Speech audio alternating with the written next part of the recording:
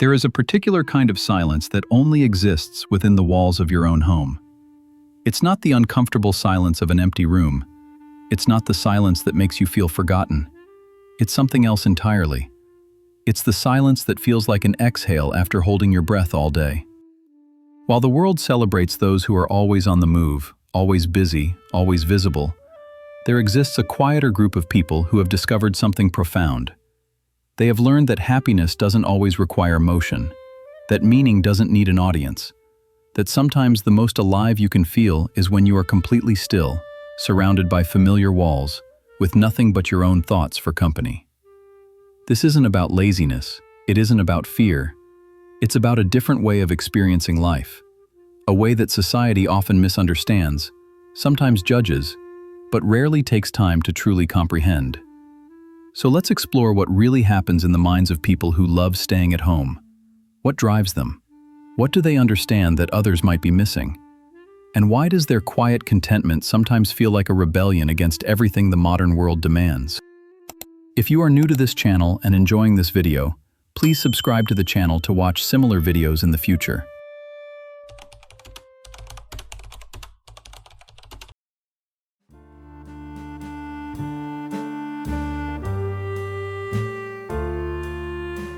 From the moment you step outside, the world asks you to perform.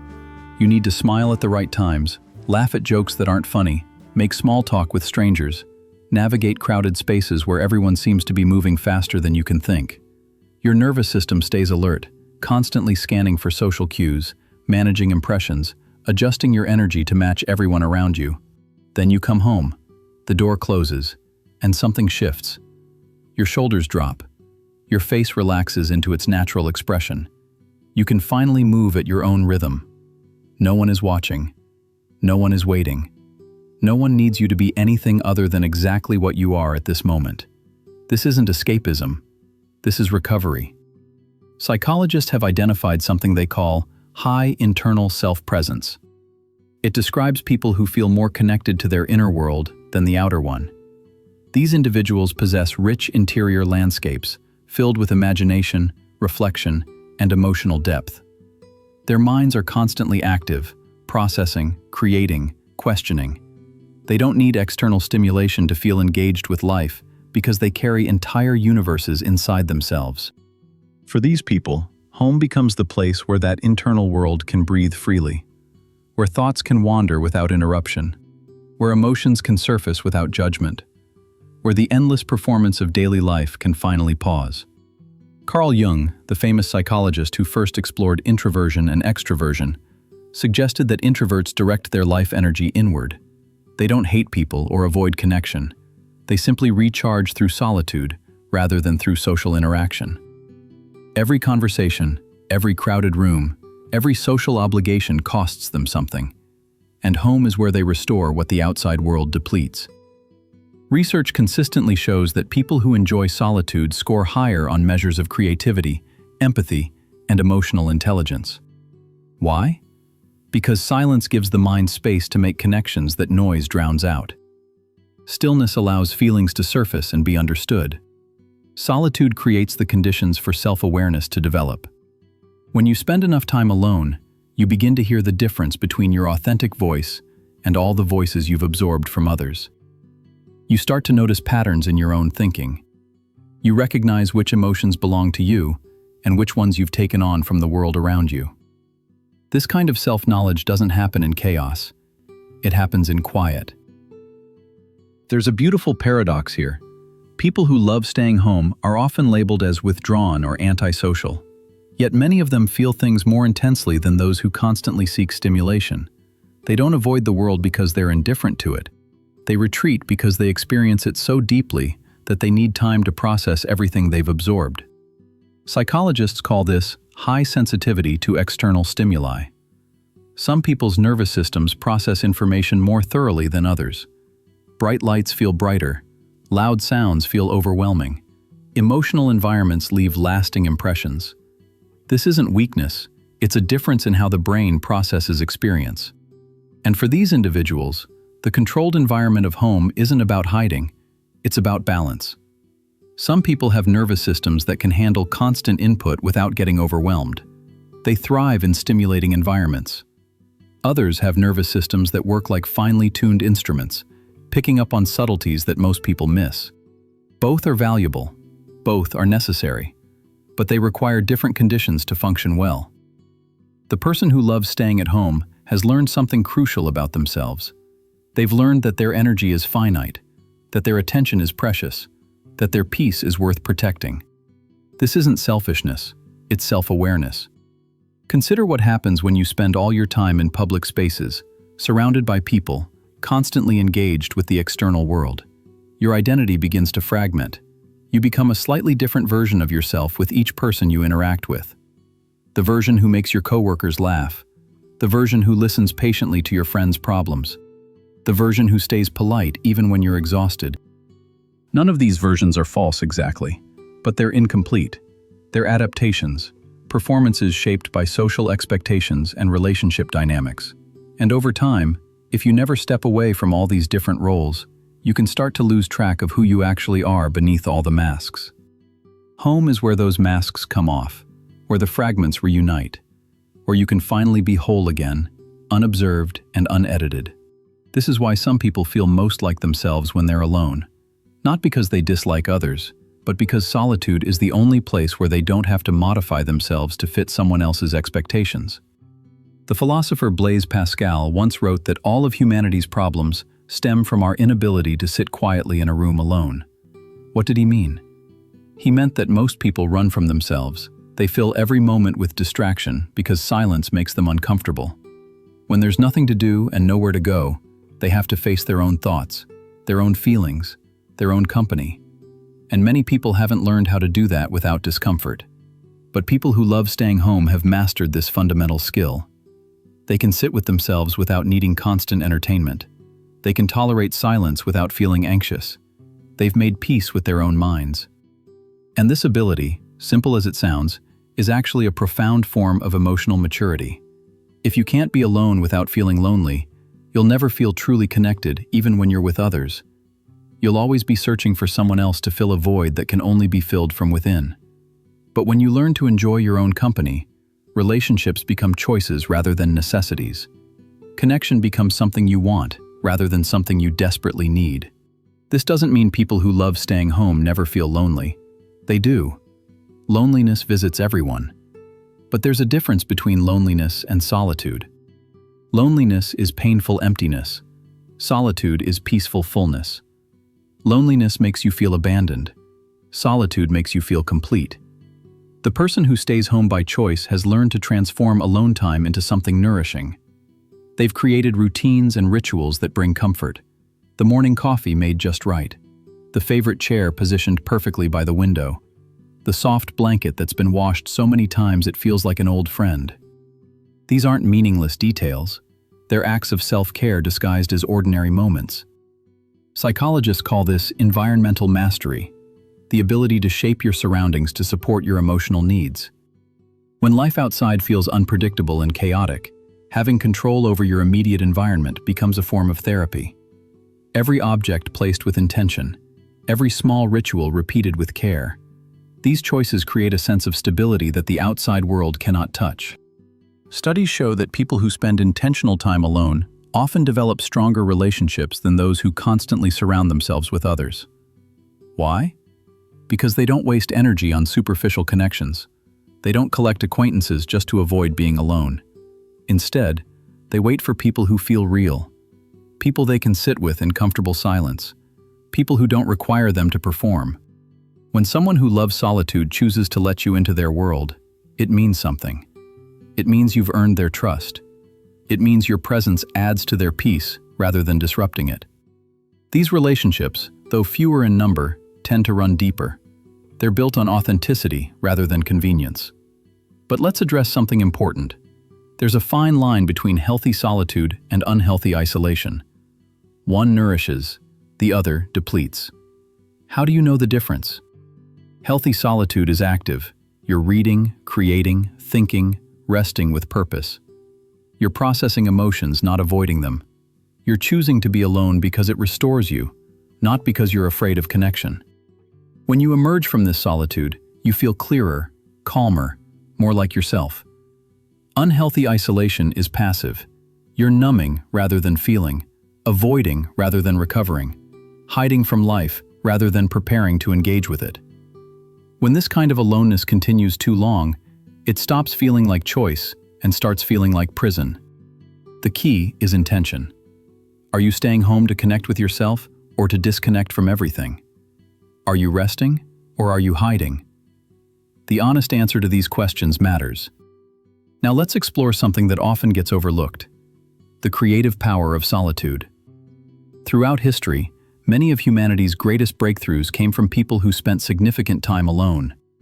Scientists working quietly in laboratories, writers sitting with blank pages for hours, artists exploring ideas that no audience had yet seen, thinkers wrestling with questions that had no easy answers. Virginia Woolf wrote that a person needs money and a room of their own to create meaningful work. What she understood was that creativity requires space, not just physical space, but mental and emotional space. The kind of space that only emerges when you step away from the constant demands of the social world. When you're always surrounded by people, your thoughts adapt to public consumption. You think in ways that can be easily explained, defended, or shared. But when you're alone, your mind can explore strange territories, ideas that don't make sense yet, feelings that don't have names, connections between thoughts that seem unrelated on the surface. This is where innovation lives, in the quiet spaces between what everyone already knows and what hasn't been discovered yet. People who love staying home often have access to this creative territory because they give themselves permission to think without an audience. But there's another dimension to this that we haven't fully explored yet: the relationship between staying home and emotional intelligence. Emotional intelligence isn't just about understanding others. It starts with understanding yourself, recognizing your own emotional patterns, noticing what triggers anxiety, what brings calm, what drains your energy, what replenishes it. Most people move through life so quickly that they never develop this self-awareness. They react to their emotions without understanding them. But people who spend significant time in solitude don't have this problem. When you sit quietly with yourself day after day, you start to notice things. The way certain thoughts spiral in the morning but settle by evening. The way your mood shifts with the weather or the quality of sleep you got. The way some activities leave you energized while others leave you empty. This observation becomes a form of wisdom. You learn what works for you and what doesn't. You stop forcing yourself into situations that consistently drain you. You stop apologizing for needing things that others might not understand. You develop what psychologists call self-containment, the ability to provide yourself with emotional stability instead of depending entirely on external validation. This doesn't mean you never need others. It means you don't collapse without them. You can stand alone when necessary. You can weather difficult emotions without immediately seeking rescue. This kind of emotional resilience is rare, and it develops most fully in solitude. Yet despite all these benefits, society continues to view people who love staying home with suspicion. Why? Because stillness threatens the illusion that constant motion equals progress. When someone chooses quiet over noise, simplicity over spectacle, they become a living question mark for everyone who's running themselves ragged trying to keep up. Their calm suggests an alternative, and alternatives are always unsettling to people who've built their entire identity around the mainstream path. There's also a cultural bias toward extroversion that runs deep. Schools reward children who raise their hands quickly. Workplaces promote employees who network effortlessly. Social media celebrates those who share constantly. The message is clear: visibility equals value. If people can't see you, you must not matter. But this is fundamentally false. Some of the most important work happens invisibly. The writer who spends months alone with a manuscript, the programmer who solves problems in silent concentration, the person who processes trauma privately until they're ready to heal. None of this shows up on highlight reels, but all of it shapes the world. For many people who love being at home, life is organized around small routines that create structure and meaning. The way they make their bed each morning, transforming chaos into order. The specific time they brew their afternoon tea, marking the transition from productivity to rest. The evening ritual of dimming lights and settling into a favorite chair, signaling to the nervous system that it's time to wind down. These rituals aren't random. They're psychological anchors. They tell the brain, "You're safe. Everything is predictable here. You can relax." For people who experience the outside world as overwhelming or unpredictable, these anchors become essential tools for managing anxiety and maintaining emotional balance. The home itself becomes a form of self-expression. Every choice, from the color of the walls to the books on the shelf, reflects something about who lives there.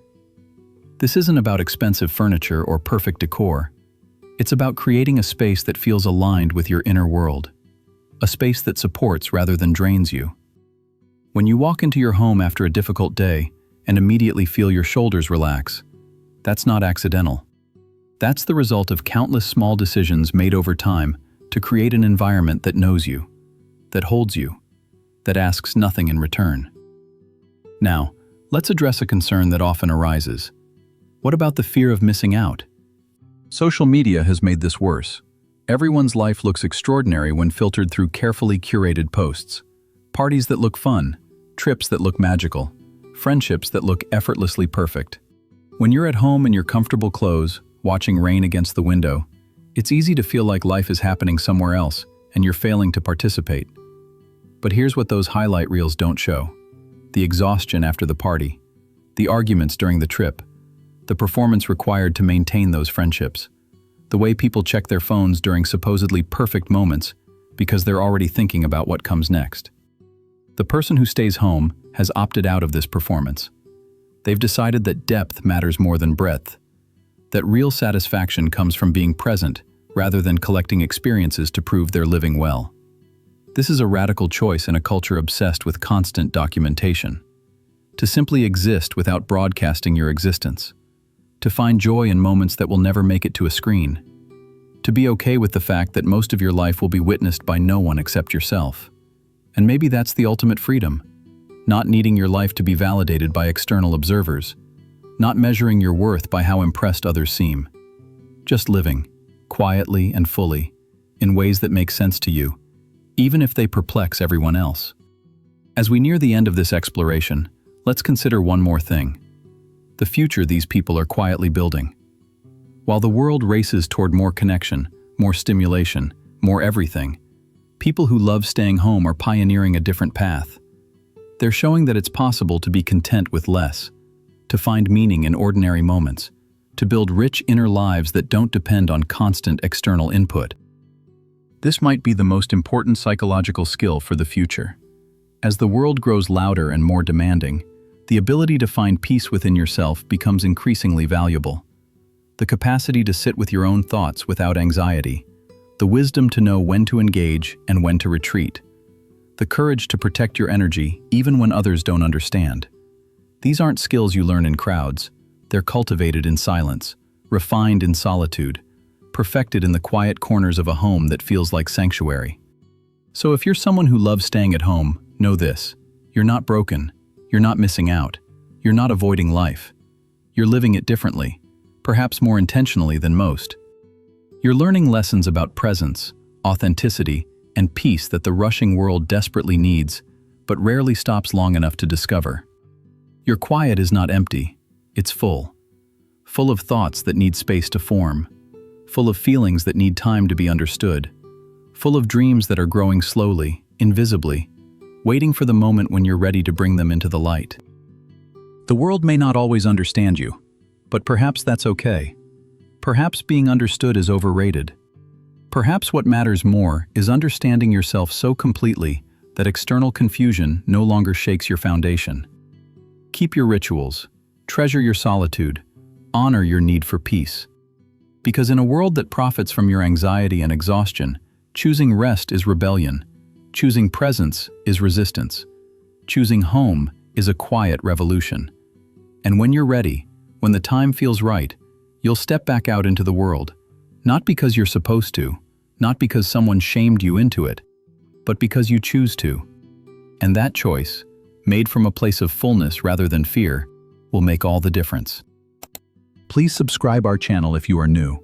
This helps to spread the psychology knowledge to more people like you. Until then, stay home, stay whole, Stay true to the rhythm that makes sense in your bones. Because the people who love staying at home aren't running away from life. They're running toward themselves. And that journey, quiet as it may be, is the most important one any of us will ever take.